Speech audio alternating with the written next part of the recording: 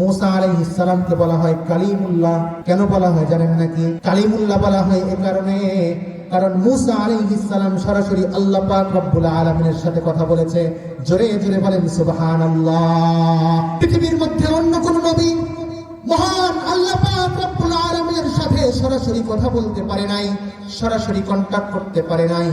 একমাত্র পয়গম্বর মুসা আলাইহিস সালাম, যে আল্লাহ পাক রব্বুল আলামিনের সাথে সব থেকে বেশি কথা বলতে পারে।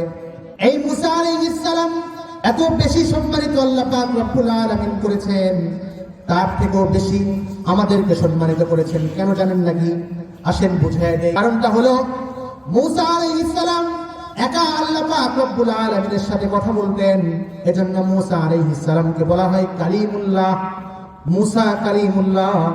কিন্তু আল্লাহর হাবিব সাল্লাল্লাহু আলাইহি ওয়াসাল্লাম এমন একটা কালামুল্লাহ আমাদের মাঝে নিয়ে এসেছিলেন, যে কালামের নাম হচ্ছে কালামুল্লাহ। অর্থাৎ আমরা যতগুলো মুসলমান রয়েছি, উম্মতে মুহাম্মাদি যারা আছি, প্রত্যেকেই কালামুল্লাহ শরীফের তেলাওয়াত করার মাধ্যমে আমরা সরাসরি আল্লাহ পাক রব্বুল আলামিনের সাথে কথা বলতে পারি।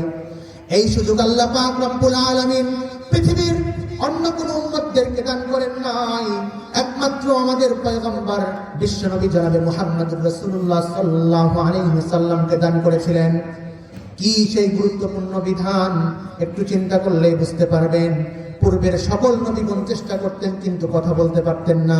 আমার পয়গম্বর সরাসরি আল্লাহ পাক রব্বুল আলামিনের সাথে কথা বলেছেন এবং সমস্ত উম্মতদের কথা বলার ব্যবস্থাও করে দিয়েছেন। জোরে বলেন সুবহানাল্লাহ।